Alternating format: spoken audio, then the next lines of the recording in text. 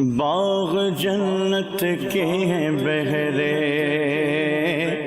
مدح خانے اہل بیت، تم کو مژدہ نار کا اے دشمنان اہل بیت۔ الحمدللہ رب العالمین والصلاة والسلام علی سید المرسلین، اما بعد فاعوذ باللہ من الشیطان الرجیم، بسم اللہ الرحمن الرحیم۔ الصلاة والسلام علیک یا رسول اللہ وعلی آلک واصحابک یا حبیب اللہ، الصلاة والسلام علیک یا نبی اللہ وعلی آلک واصحابک یا نور اللہ۔ میٹھے میٹھے اسلامی بھائیوں اور مدنی چینل کے ناظرین، الحمدللہ عز و جل آج ایک ایسا سلسلہ لے کر آئے ہیں جس میں ہم سب کی معلومات میں بھی اضافہ ہونا ہے، اہل بیت کی محبت میں بھی اضافہ ہونا ہے۔ ہم نے بہت کچھ سیکھنا بھی ہے اور اس سے سبق بھی لینا ہے۔ یہ دو پروگرامز ہوں گے اور دو قسطوں پر مشتمل ہوں گے، جس کا نام ہے کربلا سے پہلے اور کربلا کے بعد۔ پہلے پروگرام میں ہم کربلا سے پہلے کے واقعات، کربلا کے دن کیا ہوا اس وقت تک جانیں گے، اور اگلے پروگرام میں کربلا کے بعد کیا ہوا۔ کربلا سے پہلے اہل بیت اطہار اور سبحان اللہ اہل بیت اطہار کے دو چمکتے ہوئے ستارے حسنین کریمین کے بارے میں جانیں گے۔ کربلا کا واقعہ کیوں ہوا، اس کے ریزنز کیا تھے، اور پھر وہاں جانے کے بعد جو معاملات ہوئے وہ کچھ آج ڈسکس کریں گے۔ اور جب کربلا کا واقعہ کمپلیٹ ہو گیا، اس کے بعد اس کے جو کانسیکوینسز ہوئے، اس کے بعد جو یوں سمجھیے کہ معاشرے پر اثرات ہوئے، اور پھر ان ظالموں کا کیا بنا، ان لالچیوں کا کیا بنا، ان ظلم کرنے والوں اور عقل کے اندھوں کا کیا بنا، وہ انشاءاللہ کل جو پروگرام آپ دیکھیں گے، جس کا نام ہوگا، جس کا ٹاپک ہوگا کربلا کے بعد۔ کربلا ایک ایسا واقعہ ہے، ہر سال اس واقعے کو ہم ڈسکس کرتے ہیں، اس بارے میں سنتے ہیں، مگر یہ ہمارے ایمانوں کو جلا بخشتا ہے۔ ہمیں بہت کچھ سیکھنے کو ملتا ہے کہ اس قدر عظیم مرتبے والے، اتنے بڑے مقام رکھنے والوں نے کیسا کامیاب صبر کا مظاہرہ کیا، کتنے بڑے امتحان سے وہ گزارے گئے۔ اور یہ رہتی دنیا کے لیے ایک میسج ہے کہ اللہ والوں کو آزمایا جاتا ہے، نیک بندوں پر بھی تکالیف آتی ہیں، تو ہمیں تکالیف سے گھبرانا نہیں چاہیے، امتحانوں سے منہ موڑنا نہیں چاہیے، اور قربانی دینے سے دریغ نہیں کرنا چاہیے۔ وہ لوگ جو نبی پاک کی آنکھوں کا تارا تھے، وہ لوگ جو پیارے آقا کی آنکھوں کی ٹھنڈک دے، جن کا مقام کتنا بڑا ہے۔ آج سنیں گے ہم کہ امام حسن اور امام حسین، حسنین کریمین، سبحان اللہ، یہ کس قدر نبی پاک جن کو چاہتے، پیارے آقا ان سے کتنی محبت فرماتے، صحابہ کرام ان سے کتنی محبت فرماتے، ان کے بارے میں احادیث، سبحان اللہ، ایسی احادیث ہیں کہ آج بھی پڑھیں تو ایمان تازہ ہو جاتا ہے۔ لیکن اس کے باوجود امام حسن بھی شہید ہوئے، امام حسین بھی شہید ہوئے، اور یہ شہادت کے پیچھے ہم سب کے لیے میسج کیا ہے، انشاءاللہ آج ہم نے وہ سننا ہے۔ سب سے پہلے ہم امام حسن، امام حسین کے کچھ فضائل سنتے ہیں۔ سب سے پہلے ریئلائز ہو کہ جن کی بات ہونے جا رہی ہے ان کا سٹیٹس کیا تھا، ان کا مقام کیا تھا، ان کا مرتبہ کیا تھا، اور پھر یہ سمجھنا آسان ہوگا کہ اتنے بڑے مرتبے والوں کو اتنی بڑی آزمائش، اور پھر ان کی زبان پر صبر ہے، شکر ہے، اللہ کے فیصلوں پر یقین ہے۔ سبحان اللہ، سبحان اللہ۔ یہ بہت سارے شکوے کرنے والے، شکایات کرنے والے، گھبرا جانے والے، مصیبتوں سے ڈر جانے والوں کے لیے اللہ نے چاہا بڑا زبردست یہ پروگرام ثابت ہوگا۔ اگر آپ غور سے دیکھیں گے تو اپنی مشکلیں، اپنی پریشانیاں، اپنے دکھ تو بہت تھوڑے لگیں گے۔ سبحان اللہ، امیر اہل سنت کا مجھے وہ شعر یاد آ رہا ہے کہ پیارے مبلغ معمولی سی مشکل پہ تو گھبراتا ہے، دیکھ حسین نے دین کی خاطر سارا گھر قربان کیا۔ تو انہوں نے تو سارا گھر قربان کر دیا، اور ہم چھوٹی چھوٹی پرابلمز پر کمپلین کرتے ہیں، شکوے کرتے ہیں، شکایات کرتے ہیں۔ ایسا نہیں ہونا چاہیے۔ ایک طرف تو اپنے آپ کو اہل بیت کا غلام کہتے ہیں، پنجتن کا غلام کہتے ہیں، امام حسین کا چاہنے والا کہتے ہیں، ہمارے گھر میں نیاز بھی بنتی ہے، ان کے لیے فاتحہ بھی ہوتی ہے اور ہونی چاہیے، لیکن صرف نیاز کرنا، صرف فاتحہ دے دینا ہی حسینیت نہیں ہے نا، صرف اہل بیت سے محبت اسی چیز کا نام نہیں ہے، ان کے نقش قدم پر چلنا۔ بہت کچھ آج انشاءاللہ اللہ نے چاہا آپ سنیں گے۔ سب سے پہلے فضائل حسنین کریمین سنتے، اور سبحان اللہ یہ تو گھرانہ ہی کمال کا ہے، کیا گھرانہ میرے حضور کا ہے، سبحان اللہ۔ سیدی اعلیٰ حضرت سے پوچھئے نا اس گھرانے کے بارے میں کیا کمال کی بات کہتے ہیں، فرماتے ہیں کیا بات رضا اس چمنستان کرم کی، کیا بات رضا اس چمنستان کرم کی، زہرا ہے کلی جس میں حسین اور حسن پھول۔ کیا بات رضا اس چمن ستان کرم کی، کیا بات رضا اس چمن ستان کرم کی، سہرا ہے کلی جس میں حسین اور حسن پھول، سہرا ہے کلی جس میں حسین اور حسن پھول۔ سبحان اللہ سبحان اللہ۔ یہ حسین اور حسن پھول سیدی اعلیٰ حضرت نے ایسے نہیں کہا، یہ بخاری شریف کی حدیث ہے۔ حضرت ابن عمر رضی اللہ تعالیٰ عنہ سے مروی ہے کہ نبی پاک علیہ الصلوۃ والسلام نے ارشاد فرمایا، حسن حسین رضی اللہ تعالی عنہما دنیا میں میرے دو پھول ہیں۔ سبحان اللہ۔ ترمذی کی حدیث میں ہے، نبی پاک علیہ الصلوۃ والسلام نے فرمایا، حسن اور حسین رضی اللہ تعالی عنہما جنتی نوجوانوں کے سردار ہیں، یہ جنتی جوانوں کے سردار، نبی پاک جنہیں اپنا پھول فرمائیں۔ سبحان اللہ۔ ابن سعد نے عبداللہ ابن زبیر رضی اللہ تعالی عنہ سے روایت کی کہ پیارے آقا علیہ الصلوۃ والسلام کے اہل بیت میں پیارے آقا علیہ الصلوۃ والسلام کے ساتھ سب سے زیادہ مشابہ اور نبی پاک کو سب سے پیارے امام حسن رضی اللہ تعالیٰ عنہ تھے۔ وہ کہتے ہیں میں نے دیکھا کہ پیارے آقا علیہ الصلوۃ والسلام سجدے میں ہوتے اور یہ والا شان صاحبزادے آپ علیہ الصلوۃ والسلام کی گردن مبارک یا پشت مبارک پر بیٹھ جاتے، تو جب تک یہ اتر نہ جاتے پیارے آقا علیہ الصلوۃ والسلام اپنا سر مبارک نہ اٹھاتے۔ میں نے دیکھا کہ نبی پاک علیہ الصلوۃ والسلام رکوع میں ہوتے تو ان کے لیے اپنے قدمین کو اتنا کشادہ کر دیتے کہ یہ اس کے درمیان سے نکل جاتے۔ سبحان اللہ۔ پیارے آقا سے چہرے میں مشابہ، نبی پاک کی شکل مبارک سے، جس کو آپ کہیے کہ نبی پاک کے ہم شکل کے جو قریب تھے، حضرت امام حسن رضی اللہ تعالیٰ۔ بڑی کمال کی بات ہے، یہ دونوں شہزادے جو تھے نا، ان کی ایک اور شان بیان کروں کہ امام حسن جو ہیں سر سے لے کر سینے تک پیارے آقا سے مشابہ تھے، اور امام حسین سینے سے لے کر قدم مبارک تک مشابہ تھے۔ سبحان اللہ سبحان اللہ۔ یعنی صحابہ کرام کو جب نبی پاک علیہ الصلوۃ والسلام کا دیدار کرنا ہوتا تھا تو ان دونوں شہزادوں کو اکٹھا کر لیتے تو تصویر مصطفیٰ سامنے آ جایا کرتی۔ اور کمال کی بات یہ ہے کہ سیدی اعلیٰ حضرت نے اس خوبصورت مشابہت کو کس پیارے انداز میں لکھا، ایک سینے تک مشابہ، ایک وہاں سے پاؤں تک، حسن سبتین ان کے جاموں میں ہے نیما نور کا، صاف شکل پاک ہے دونوں کے ملنے سے عیاں، خطے تو ام میں لکھا ہے یہ دو ورقہ نور کا۔ تھوڑے مشکل الفاظ ہیں، پہلے آپ کو سمجھا دیتا ہوں، پھر انشاءاللہ طرز میں سنیں گے تو اور ایمان تازہ ہو جائے گا۔ آپ لکھتے ہیں کہ جب یہ دونوں ملتے ہیں نا، پہلے لکھتے ہیں ایک سینے تک مشابہ، یعنی سر سے لے کر سینے تک امام حسن، اور دوسرے ایک یہاں سے پاؤں تک امام حسین رضی اللہ تعالیٰ عنہ۔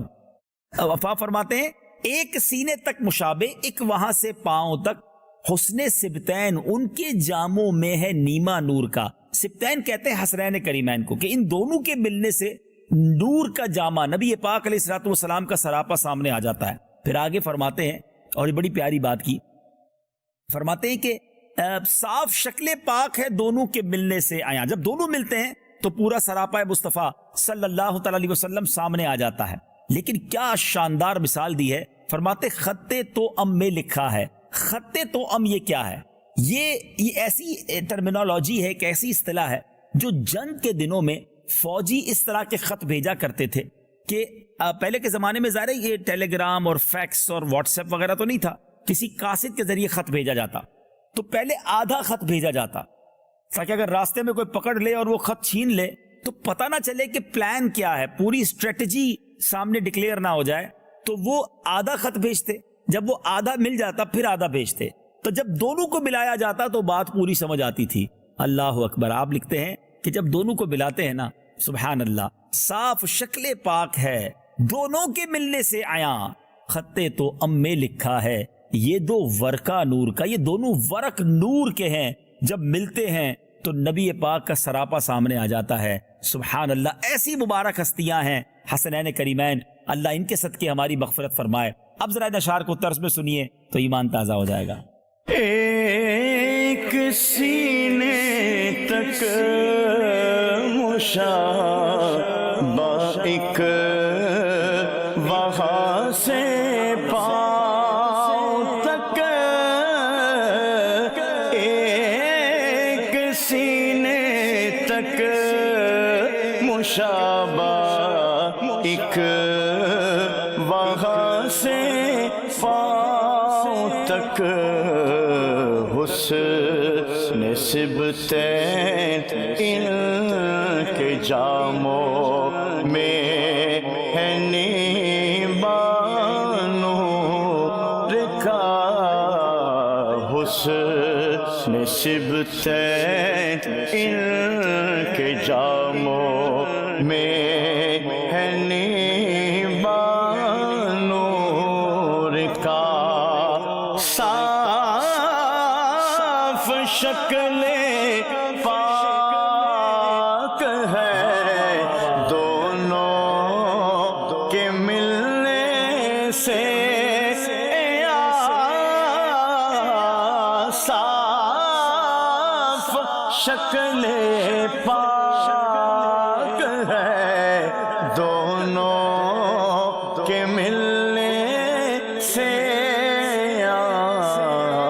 خط تو میں لکھا ہے یہ دو ورقہ نور کا، خط تو میں لکھا ہے یہ دو ورقہ نور کا۔ سبحان اللہ۔ امام حسن رضی اللہ تعالیٰ عنہ کی بات ہو رہی تھی تو آپ کے کمالات اتنے ہیں ناظرین، ایک سلسلہ اور اتنی بزرگ ہستیوں کی بات تو سمجھ لیں بس برکت ہی ملنی ہے انشاءاللہ۔ برکت تو خیر تھوڑے ذکر میں بھی مل جاتی ہے، لیکن بہت بڑے نام ہیں، ان کے ذکر خیر کے لیے تو ہم کئی دن تک بولتے رہیں تو الفاظ ختم ہو جائیں گے۔ امام حسن کی شان میں ایک اور بات بتاؤں کہ امام حسن نے 25 بار حج پیدل کیے، پیدل حج کو آئے مدینہ منورہ سے مکہ کے لیے، اور آپ کی تواضع اور اخلاص اور ادب کا یہ حال ہوتا کہ آپ پیدل حج کو بھی آتے، رکت بھی طاری ہوتی اور غریبوں کے ساتھ بھی بیٹھ جایا کرتے، غریبوں کے ساتھ ان کی دعوت کیا کرتے۔ سبحان اللہ۔ آپ کا کلام اتنا شیریں تھا کہ جب آپ گفتگو فرماتے تھے تو لوگ کہتے کہ یہ بولتے رہیں، یہی کلام کرتے رہیں، ان کا کلام ختم نہ ہو۔ اتنا بڑا مقام ہے مگر سافٹ سپوکن تھے، بہت کمال کا کلام کرتے، نرمی تھی، شفقت تھی، مہربانی تھی، سخاوت تھی۔ اور سخاوت کا عالم تو یہ تھا کہ 2 بار اپنا کل مال اور 3 مرتبہ نصف مال 50% مال اللہ کی راہ میں آپ نے خرچ کیا۔ اللہ اکبر۔ یہ سخاوت، جبھی تو ہم نے کہا یہ گھرانہ میرے حضور کا ہے، یہ چمنستان کرم کے چمکتے ہوئے پھول تھے، نبی پاک کی تربیت کا شاہکار تھے۔ اب بات کرتے ہیں امام علی مقام امام حسین رضی اللہ تعالیٰ عنہ۔ سبحان اللہ سبحان اللہ۔ آپ کی ولادت 5 شعبان کو سن 4 ہجری میں مدینہ منورہ میں ہوئی۔ نبی پاک علیہ السلام نے آپ کا نام حسین اور شبیر رکھا۔ یاد رہے کہ شبر اور شبیر ان کے معنی ہی حسن اور حسین بنتے ہیں، اور یہ وہ کمال کے نام ہیں۔ یہ سریانی زبان میں شبر اور شبیر کہتے ہیں، عربی میں اس کو حسن اور حسین کہتے ہیں۔ اور یہ نام بڑی کمال کی بات بتانے جا رہا ہوں کہ اس سے پہلے یعنی ان دونوں کو رکھنے سے پہلے دنیا میں کسی کے نام نہیں رکھے گئے تھے، یہ جنت سے نام آئے ہیں۔ سبحان اللہ۔ جبریل امین نبی پاک کی بارگاہ میں یہ نام لے کر آئے۔ آپ کی کنیت ابو عبداللہ، لقب سبت رسول اور ریحانۃ الرسول، اور آپ کے برادر معظم کو کی طرح آپ کو بھی جنتی جوانوں کا سردار کہا گیا۔ سبحان اللہ۔ نبی پاک نے کیا خوب دونوں شہزادوں سے محبت کا اظہار کرتے ہوئے فرمایا، جس نے ان دونوں سے محبت کی اس نے مجھ سے محبت کی، اور جس نے ان سے عداوت کی یعنی ان سے دشمنی کی اس نے مجھ سے دشمنی کی۔ اللہ اکبر۔ کیوں نہ ساری دنیا کے عاشقان رسول اہل بیت سے محبت کا اظہار کریں، اور ان سے تو ہمیں بے حد پیار ہے۔ جو آقا کی آنکھوں کے تارے ہیں وہ ہمارے سر کے تاج ہیں۔ سبحان اللہ۔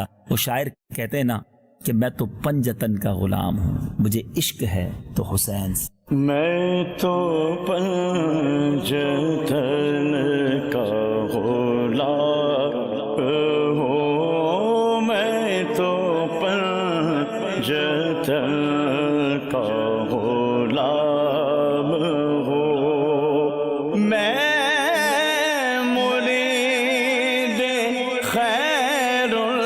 الانام ہوں، میں مرید خیر الانام ہوں، میں تو پر جتن کا غلام ہوں، میں تو پر جتن کا غلام ہوں، مجھے عشق ہے تو خدا سے ہے،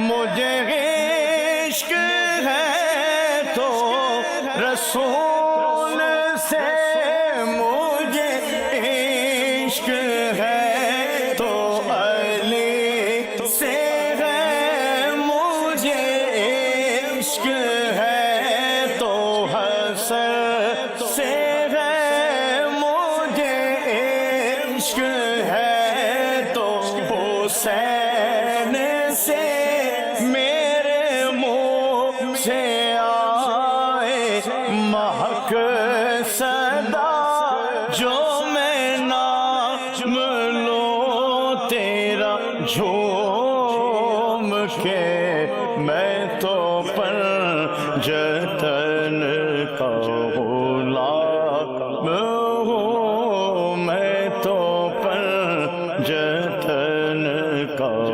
غلام ہوں۔ اللہ اکبر، مرتبہ کیسا ہے! ایک بار نبی پاک نے فرمایا یہ دونوں عرش کی تلواریں ہیں۔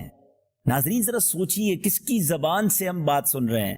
نبی پاک کی حدیثیں، پیارے آقا کے یہ فرامین حسنین کریمین کی عظمت اور بلندی کا پتہ دے رہی ہے۔ امام حسین کے بارے میں نبی پاک فرماتے ہیں الحسین منی و انا من الحسین، حسین مجھ سے ہیں اور میں حسین سے ہوں۔ سبحان اللہ، سبحان اللہ۔ اور کس قدر پیار تھا کہ ایک بار نبی پاک علیہ الصلوۃ والسلام کے داہنے زانوں پر امام حسین اور بائیں پر پیارے آقا علیہ الصلوۃ والسلام کے اپنے صاحبزادے حضرت ابراہیم رضی اللہ تعالیٰ عنہ موجود تھے۔ حضرت جبرائیل نے حاضر ہو کر عرض کی کہ حضور ان دونوں کو اللہ عز و جل آپ کے پاس نہ رکھے گا، آپ ایک کو اختیار فرما لیں۔ چوائس دی گئی۔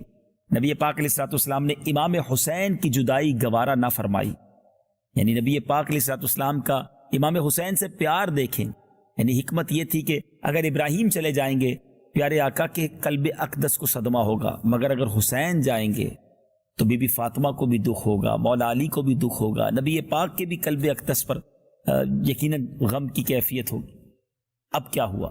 نبی پاک نے امام حسین کو گویا اپنے پاس رکھنا قبول فرمایا، ان کی جدائی گوارا نہ فرمائی۔ 3 دن کے بعد حضرت ابراہیم رضی اللہ تعالیٰ عنہ کا انتقال ہو گیا۔ اس واقعے کے بعد جب حاضر ہوتے تو نبی پاک علیہ الصلوۃ والسلام امام حسین کو بوسہ دیتے اور فرماتے ایسے کو مرحبا جس پر میں نے اپنا بیٹا قربان کیا۔ اللہ اکبر، ریئلائز کیجئے، احساس کیجئے کتنی محبت تھی نبی پاک علیہ الصلوۃ والسلام کو اپنے نواسے سے۔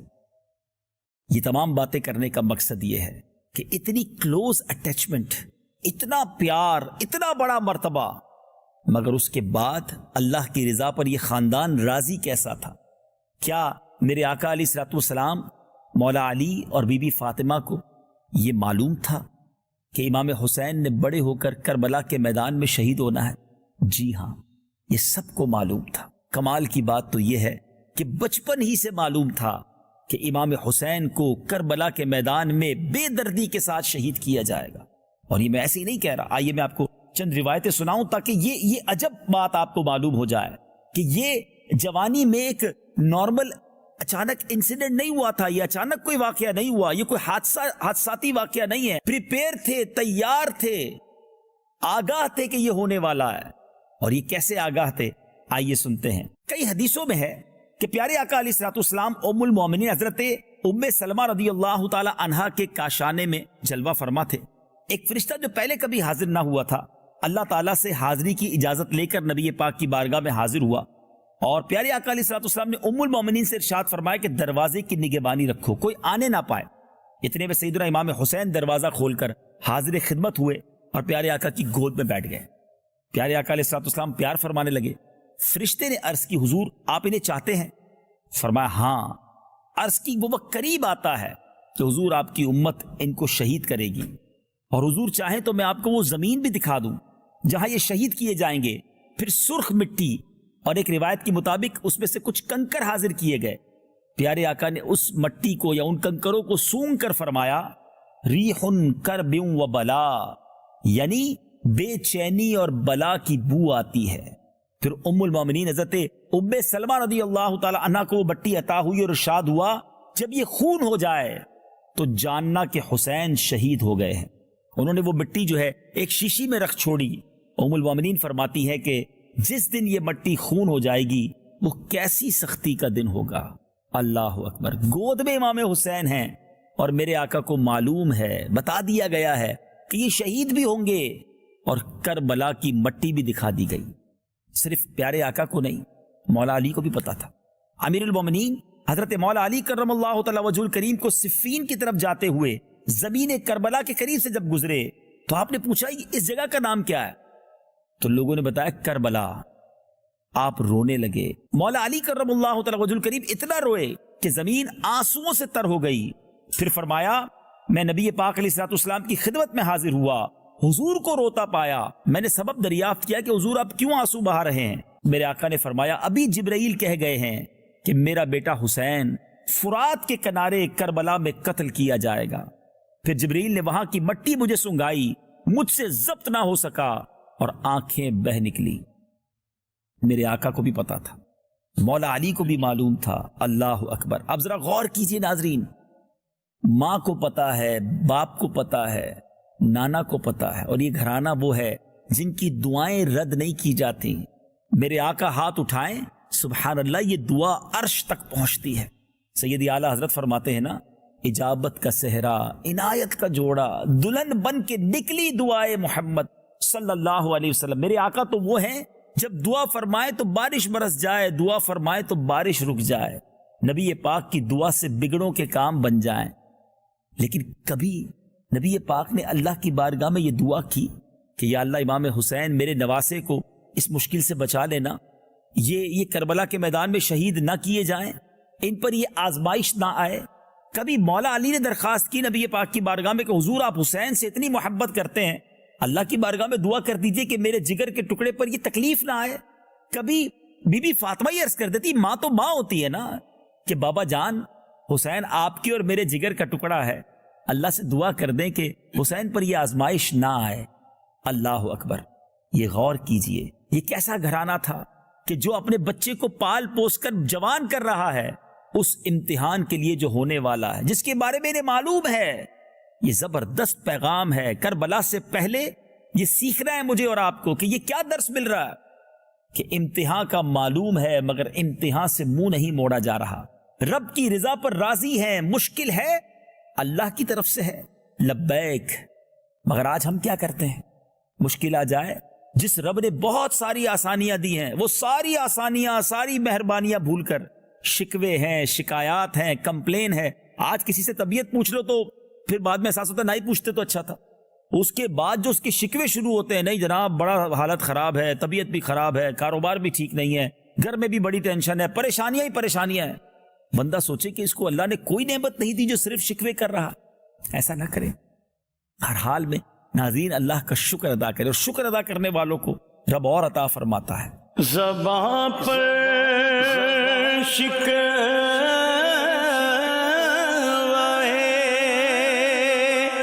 رنجو علم لایا نہیں کرتے،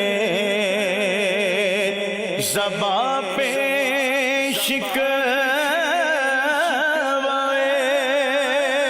رنجو علم لایا نہیں کرتے، نبی کے نام لیوا غم سے گھبرایا نہیں کرتے، نبی کے نام لیوا غم سے گھبرایا نہیں کرتے. تو اس پہ سوچنا ہے ہم نے. بعض لوگ سمجھتے ہیں کہ میں ہی دکھی ہوں، ایسا نہیں ہے. کون ہے زمانے میں، پوری دنیا میں کون ہے جو کہے کہ مجھے کوئی غم نہیں ہے؟ سب کے ساتھ کچھ نہ کچھ مسائل ہوتے ہیں. زندگی کی گاڑی مشکلات اور پریشانیوں کے پہیوں پر ہی چلتی ہے. تو یہ تو لائف کا حصہ ہے. اگر آپ کے ساتھ کوئی مشکل آ رہی ہے، پریشانی آ رہی تو صبر کیجئے نا. قرآن میں رب کیا فرماتا ہے؟ ان اللہ مع الصابرین، اللہ صابروں کے ساتھ ہے. کربلا والوں سے محبت کا اظہار بھی ہے، اہل بیت کی غلامی کا دعویٰ بھی ہے، اور صبر نام کی کوئی چیز ہی نہیں ہے. اللہ کی طرف سے آزمائش آئے تو شکوے ہیں، شکایات ہیں. یہ کیسی غلامی ہے اہل بیت کی؟ انہوں نے تو اتنی بڑی مشکل کو کس طرح فیس کیا اور کس طرح پریپیئر ہوئے، تیار ہوئے. اللہ اکبر.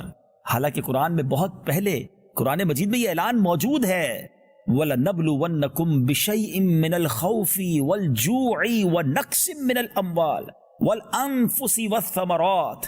یعنی قرآن کہہ رہا ہے من قریب تمہیں آزمائیں گے. کن چیزوں سے؟ بھوک سے، مالوں کی کمی سے، پھلوں کی کمی سے، جانوں میں پرابلم آئے گی، بیماریاں آئیں گی. یہ آنا ہے، زندگی کا حصہ ہے. کبھی کے دن بڑے ہوتے ہیں ناظرین، کبھی کی راتیں بڑی ہوتی ہیں، کبھی سکھ کے دن ہوتے ہیں، کبھی آزمائش بھی آ جاتی ہے. مگر جو اللہ کے نیک بندے ہوتے ہیں وہ ہر حال میں اللہ کا شکر ادا کرتے ہیں، صبر کرتے ہیں. پھر آگے کیا قرآن فرماتا ہے؟ وَبَشِّرِ الصَّابِرِينَ. جو صبر کرنے والے ہیں ان کے لیے خوشخبری ہے. وہ کون لوگ ہیں جب ان پر مصیبت آتی ہے؟ الذین اذا اصابتهم مصیبہ قالوا انا للہ وانا الیہ راجعون. جب ان پر مصیبت آتی ہے تو وہ کہتے ہیں ہم اللہ ہی کا مال ہے، اللہ ہی کی طرف لوٹ جانا ہے. اللہ کرے کہ ہم قرآن کے اس میسج کو سمجھیں. زندگی بغیر مشکل کے نہیں گزرے گی. پریپیئر ہو جائیں، تیار ہو جائیں. آج اگر آپ بالکل صحت مند ہیں، ساری زندگی کوئی صحت مند نہیں رہتا. کبھی کبھی بیماری آ جاتی ہے، کوئی بات نہیں. کبھی کاروبار بڑا اچھا جا رہا ہے، کبھی ڈاؤن فال آ جاتا ہے، کبھی گھر میں پرابلم ہو جاتی ہے، کبھی جان میں پرابلم ہو جاتی ہے. تو کوئی بات نہیں، یہ زندگی کا حصہ ہے. اور یہی بعض اوقات ہمارا ایگزام لیا جاتا ہے کہ بندہ صبر کر رہا ہے یا ناشکری کر رہا ہے، بے صبری کر رہا ہے، شکوے کر رہا ہے. یہی تو امتحان ہے. جو اس میں کامیاب ہوتا ہے پھر اس کے درجے بلند ہوتے ہیں، پھر اللہ اسے اور عطا فرماتا ہے. سبحان اللہ. یہ امام حسین کی سیرت، کربلا والوں کا انداز، یہ زبردست میسج ساری امت کو دیتا ہے کہ صبر کیجئے، آزمائش کے لیے تیار رہیے. اور پھر سبحان اللہ انہوں نے جو قربانی دی ہے، میں اور آپ تو ان کے قدموں کی دھول کے برابر نہیں ہے نا. اتنا بڑا مرتبہ، یعنی نبی پاک جن کو اپنے کاندھوں پر سواری کروائیں. سبحان اللہ. امام حسین کی سیرت کا ایک اور پہلو بتاؤں. یہ وہ ہستی ہیں جنہوں نے زندگی میں پہلی خوراک، ہم کہتے ہیں نا بچہ پیدا ہو تو گٹی دی جاتی ہے، اور اچھی بات ہے کسی بزرگ کے ذریعے گٹی دلوائی جائے، کسی نیک آدمی کی گٹی کہتے ہیں ان کے منہ سے لگا کر، چاہے وہ کھجور ہو یا شہد، اور پھر چھوٹے بچے کو لگایا جائے. امام حسین وہ ہیں کہ جن کی گٹی میں نبی پاک علیہ الصلوۃ والسلام نے اپنی مبارک زبان دی تھی. پہلی چیز جو امام حسین کے جسم اقدس میں گئی ہے، پیارے آقا کا لعاب دہن ہے. پہلی آواز جو امام حسین نے سنی ہے، نبی پاک نے کان میں اذان دی ہے. رسول اللہ نے اللہ کا نام سنایا امام حسین کو. نبی پاک اذان دے رہے اور کیا فرما رہے ہوں گے؟ کیا اذان دی ہوگی؟ اللہ اکبر، اللہ اکبر. کیا ہستی ہے امام حسین.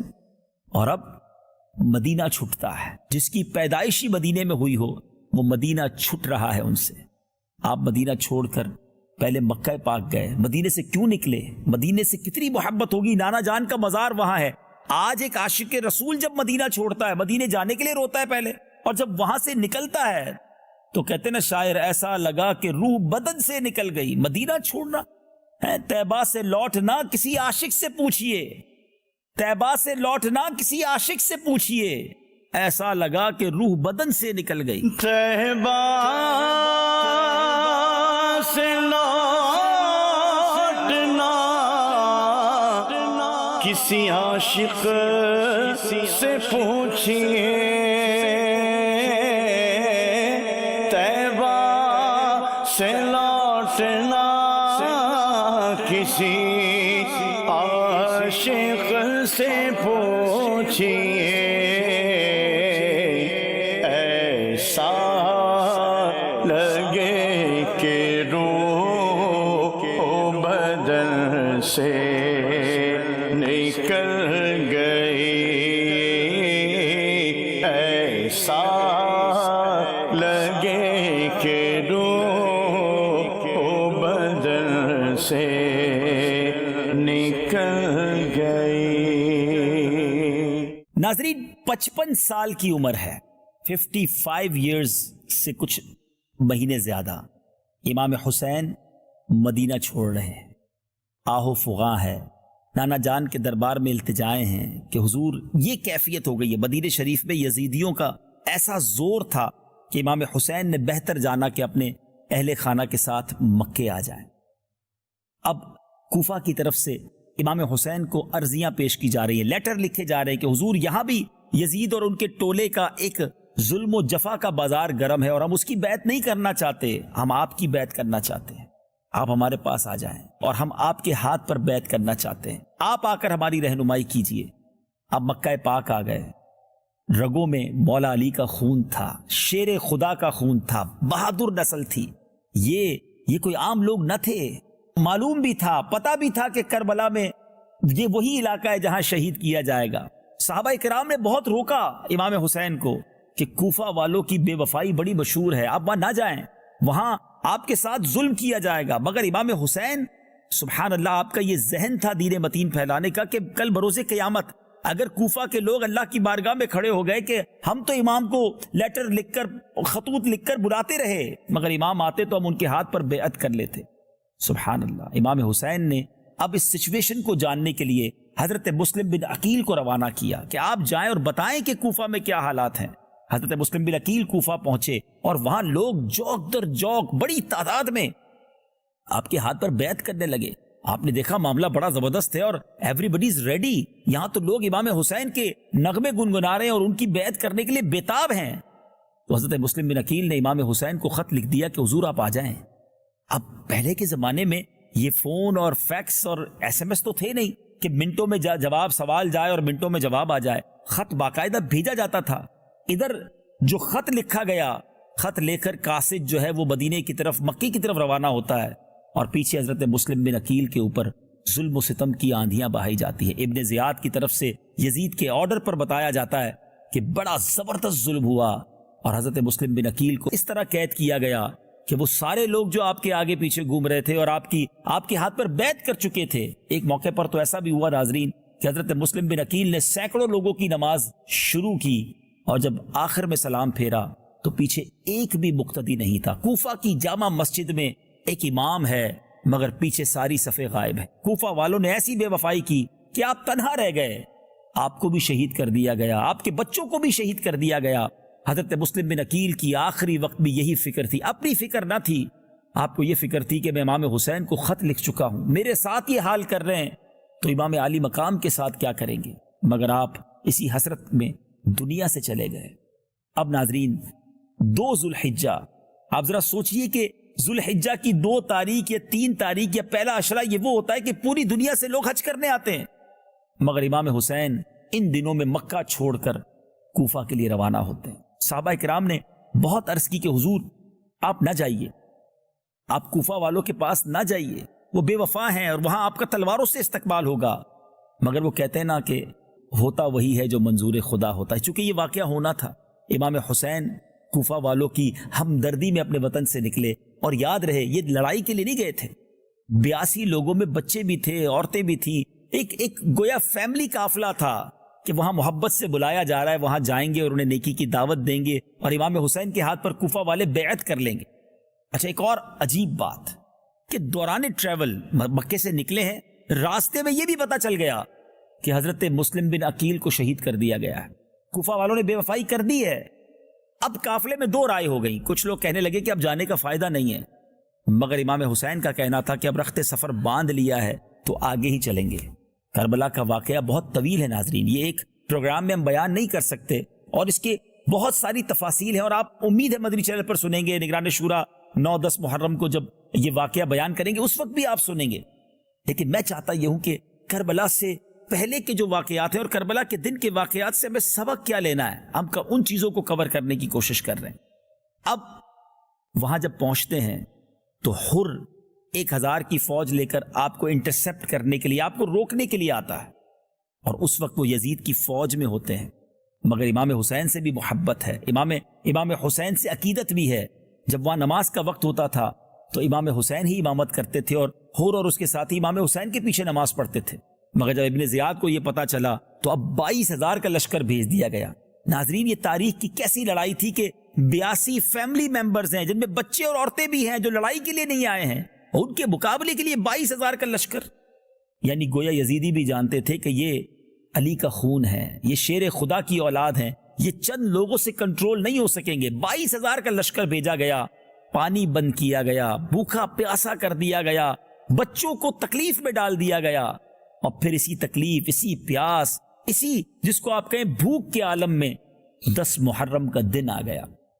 سن 61 ہجری ہے، اور 10 محرم کو اس آسمان نے، اس زمین نے یہ منظر کیسے دیکھا ہوگا کہ جن کو نبی پاک سونگھا کرتے تھے، جن کو اپنی زبان دیا کرتے اور نبی پاک کے لعاب کو وہ اپنی غذا بنایا کرتے تھے، ان شہزادوں کو، ان اہل بیت اطہار کو بڑی بے دردی کے ساتھ کربلا کے میدان میں شہید کر دیا گیا۔ ایک ایک کر کے نوجوانان اہل بیت شہید ہوتے گئے، مگر سب کی زبانوں پر کلمہ طیبہ تو تھا، سب کی زبانوں پر اللہ کی رضا کے نغمے تو تھے، شکوے نہیں تھے، شکایات نہیں تھی۔ سب جانتے تھے کہ آج شہید ہو رہے ہیں، اور اگلا جو ہمارا مقام ہے وہ جنت الفردوس ہے، وہاں پر ہمارے استقبال کی گویا تیاریاں ہو رہی۔ اللہ کے وعدوں پر انہیں یقین تھا۔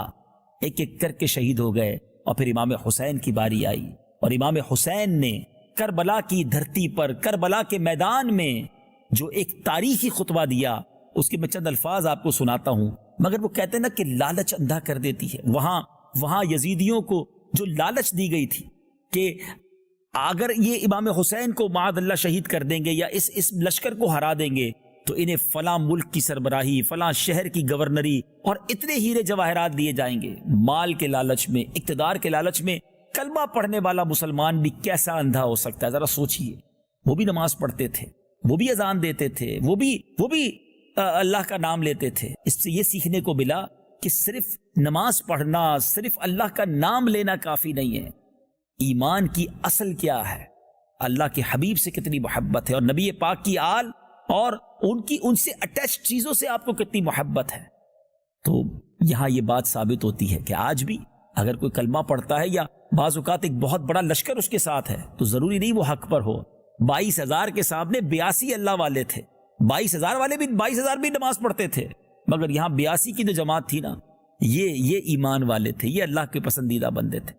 اچھا، حضرت حور کا جو وہ واپس آنا تھا، سبحان اللہ، یعنی وہ ان کا ڈیسیشن کیا تھا کہ وہ یزیدیوں کے ساتھ تھے، مگر ان کا دل ایسا لرز رہا تھا کہ یہ ہم کیا کرنے جا رہے ہیں، اور سبحان اللہ وہ نعرہ لگاتے ہوئے حضرت امام حسین کے قدموں میں آئے اور پھر ان کی طرف سے لڑتے ہوئے شہید ہو گئے۔ جبھی تو شاعر کہتے ہیں کہ بعض اوقات انسان ایک ایسا ڈیسیشن لے لیتا ہے، فیصلہ کر لیتا ہے کہ مجھے جہنم کے راستے سے نکل کر جنت کے راستے پر جانا ہے۔ زندگی میں ہمارے بھی ایسے موقع آتے ہیں، دل کہہ رہا ہوتا ہے میں غلط کر رہا ہوں، دل بتا رہا ہوتا ہے کہ یہ رانگ وے ہے، مگر انسان لالچ میں آ کر، نفس و شیطان کی شرارتوں میں آ کر اپنے اس کام کو گویا بھول جاتا ہے کہ میں کیا غلطی کر رہا ہوں، اور اسی پر ڈٹا رہتا ہے۔ اچھے لوگ وہ ہیں، عقل مند وہ ہیں، نصیب والے وہ ہیں جو فیصلہ کرتے ہیں کہ نہیں، مجھے جہنم کے راستے پر نہیں، اللہ کی نافرمانی کے راستے پر نہیں، مجھے اللہ کے فرما برداروں والے راستے پر چل کر جنت میں جانا ہے۔ وہ کہتے تھے حضرت حر نے کیا کیا تھا؟ یہ نعرہ حر کا تھا جس وقت فوج شام سے نکلا کہ دیکھو یوں نکلتے ہیں جہنم سے خدا والے۔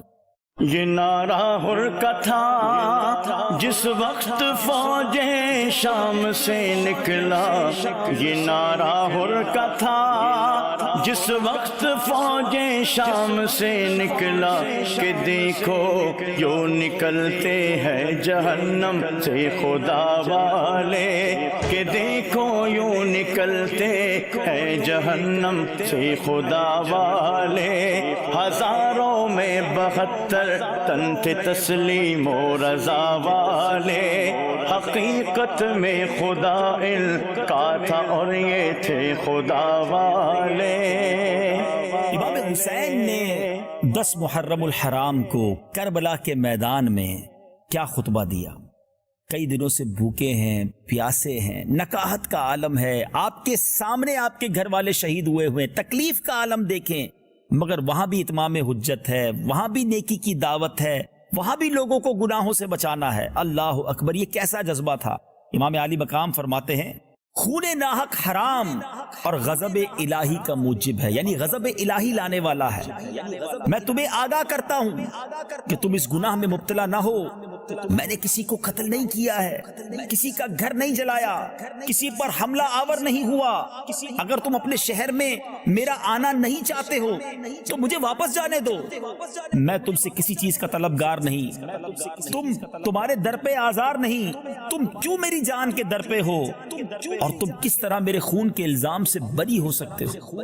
روز محشر تمہارے پاس میرے خون کا کیا جواب ہوگا؟ اپنا انجام سوچو، اپنی عاقبت پر نظر ڈالو، پھر یہ بھی سمجھو کہ میں کون ہوں۔ میں بارگاہ رسالت کا، نبی پاک کے دربار کا چشم نظر ہوں، نور نظر ہوں۔ میرے والد کون ہیں؟ میں بارگاہ رسالت میں کس چشم کرم کا منظور نظر ہوں؟ سوچو تو صحیح، میرے والد کون ہیں؟ میری والدہ کس کی لخت جگر ہیں؟ میں انہی بطول زہرا کا نور دیدہ ہوں جن کے پل صراط پر گزرتے وقت عرش سے ندا دی جائے گی کہ اے اہل محشر اپنی آنکھوں کو جھکا دو، اپنے سر کو جھکاؤ، کہ خاتون جنت پل صراط سے 70,000 حوروں کو رکاب سعادت میں لے کر گزرنے والی ہیں۔ میں وہی ہوں جس کی محبت کو نبی پاک علیہ الصلوۃ والسلام نے اپنی محبت فرمایا ہے۔ میرے فضائل تمہیں خوب معلوم ہیں، میرے حق میں جو احادیث وارد ہوئی ہیں تم ان سے بے خبر نہیں ہو۔ اب ذرا غور کیجئے، ایسا خطبہ ہو، ایمان والوں کی تو دل لرز جائے نا۔ آج بھی جب امیجن کرتے ہیں، تصور کرتے ہیں کہ چاروں طرف تلوار لیے لوگ کھڑے ہوں گے اور نبی پاک کا یہ نواسا اکیلا ان کے درمیان کھڑے ہو کر جب یہ خطبہ دے رہا ہوگا، اگر دل میں ذرا سا ایمان ہوتا، ذرا سی محبت رسول ہوتی، ذرا سا جس کو آپ کہیے کہ اللہ کا خوف ہوتا، تو کیسے لڑائی لڑتے؟ یہ تلواریں گر جاتی، لوگ ادب سے ہاتھ جوڑ کر آ جاتے۔ مگر جواب کیا دیا گیا ان ظالموں کی طرف سے؟ ہمیں تمہارے فضائل معلوم ہیں، مگر اس وقت مسئلہ زیر بحث نہیں ہے، یہ مسئلہ زیر بحث نہیں ہے۔ آپ جنگ کے لیے کسی کو میدان میں بھیجیے اور اپنی گفتگو ختم فرمائیے۔ حضرت امام نے پھر فرمایا، میں تمام حجتیں ختم کرنا چاہتا ہوں تاکہ اس جنگ کو دفع کرنے کی تدابیر میں میری طرف سے کوئی تدبیر نہ رہ جائے، اور جب تم مجبور کرتے ہو تو مجبوری اور ناچاری میں مجھ کو تلوار اٹھانا ہی پڑے گی۔ اور اس کے بعد کیا ہوا؟ اس کے بعد ناظرین زبردست گھمسان کا رن ہوا۔ نبی پاک کی آل کے ان شہزادوں نے جب تلوار اٹھائی تو اچھے اچھے سورما کو زمین بوس کر دیا، خاک و خون میں نہلا دیا، مگر اس کے بعد خود زخموں سے چور ہو کر شہید ہوتے چلے گئے۔ اس کے بعد جب امام عالی مقام کی شہادت کا وقت آیا تو آپ نے عین شہادت کے وقت بھی سجدہ کیا، 2 رکعت نفل ادا کی۔ ذرا غور کیجئے، یہ امام حسین کربلا کے میدان میں سجدہ کر کر مجھے اور آپ کو کیا پیغام دے رہے ہیں؟ پوری دنیا میں جو مجھے ناظرین سن رہے ہیں، یقیناً آپ کو امام حسین سے محبت ہے، خاندان نبوت سے محبت ہے، اہل بیت سے محبت ہے، کربلا والوں سے محبت ہے، مگر امام حسین کا یہ پیغام یاد رکھیے کہ آپ نے آخری وقت کربلا کے میدان میں سجدہ کر کے اپنے سارے چاہنے والوں کو قیامت تک کے لیے یہ میسج دے دیا کہ نماز کسی صورت میں معاف نہیں ہے۔ تلواروں کے سائے میں امام حسین نے سجدہ کر کے پیغام دیا کہ میں تو ایسی کیفیت میں بھی اللہ کو سجدہ کر رہا ہوں اور تم آسانی کے دنوں میں بھی نماز نہیں پڑھتے۔ مجھے بتائیے نا، کیا پنجتن کے غلام کی نماز قضا ہو سکتی ہے؟ کیا امام حسین کے چاہنے والا فرض نماز چھوڑ سکتا ہے؟ وہ کس منہ سے امام حسین کو قیامت کے دن منہ دکھائے گا؟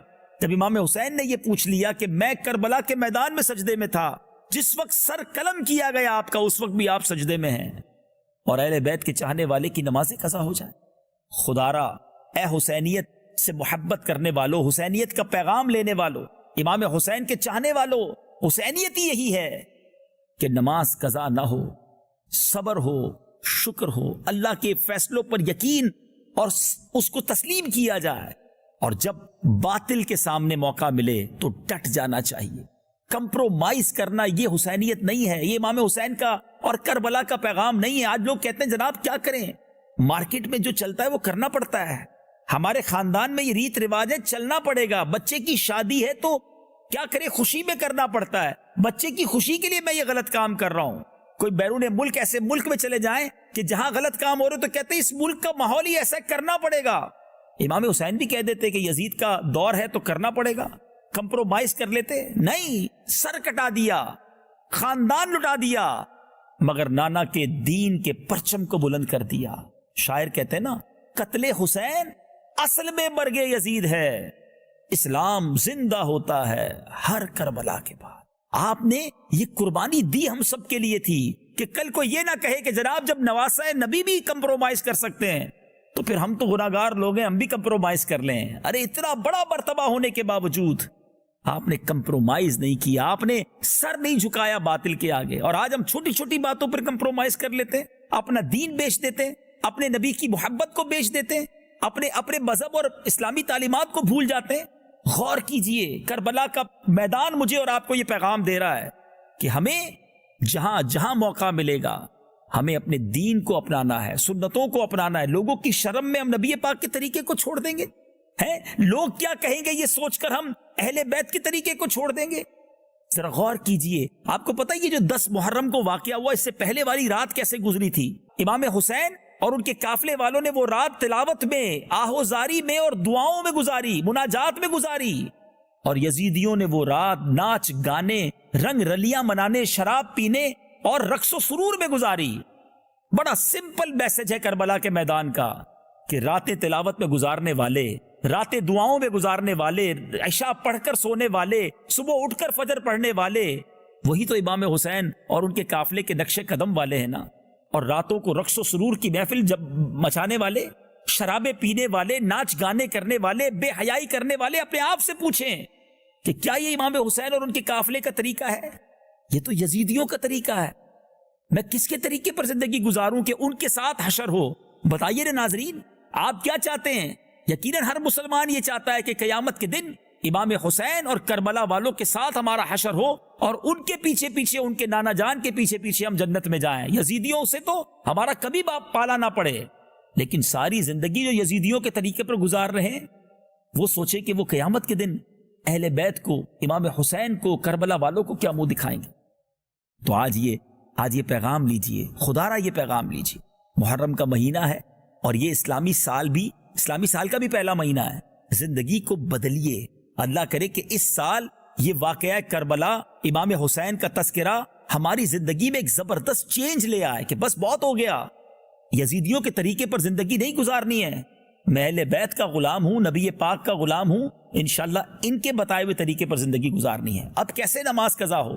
انشاءاللہ جب آپ اگلا پروگرام دیکھیں گے کربلا کے بعد، تو اس میں ہم آپ کو یہ بھی بتائیں گے کہ امام حسین کا سر انور وہ نیزے پر بھی قرآن پڑھ رہا تھا، اور پنجتن کا غلام کہلانے والے کو قرآن ہی پڑھنا نہ ہے۔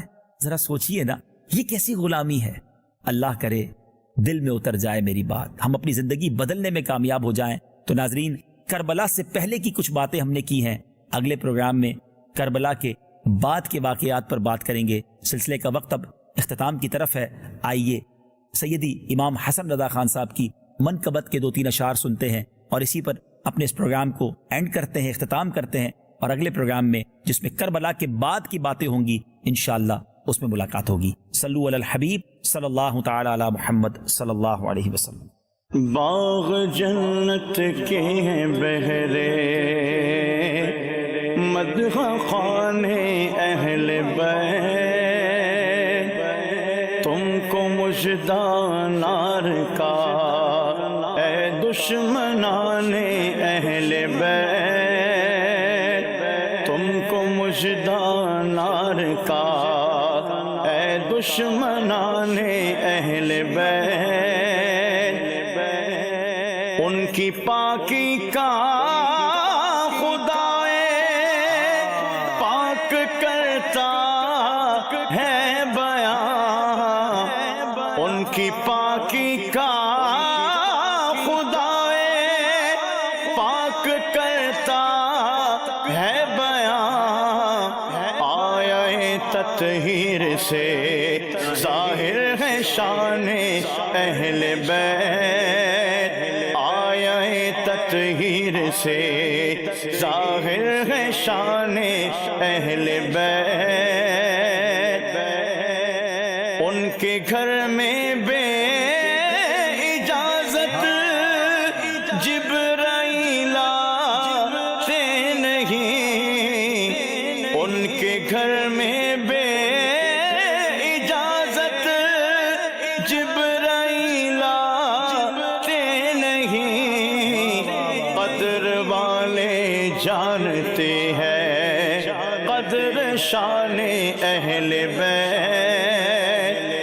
بدر والے جانتے ہیں قدر و شان اہل بیت، رزم کا میدان بنا ہے جلوہ گاہ حسن و عشق، رزم کا میدان بنا ہے جلوہ گاہ حسن و عشق، کربلا میں ہو رہا ہے امتحان اہل بیت، کربلا میں ہو رہا ہے امتحان اہل بیت، گھر لوٹانا جان دینا کوئی تجھ سے سیکھ جائے، گھر لوٹانا جان دینا کوئی تجھ سے سیکھ جائے، جان عالم ہو فدا اے خاندان اہل بیت، جان عالم ہو فدا اے خاندان اہل بیت، اپنا سودا بیچ کر بازار سونا کر گئے، اپنا سودا بیچ کر بازار سونا کر گئے، کون سی بستی بسائی تاجران اہل بیت، کون سی بستی بسائی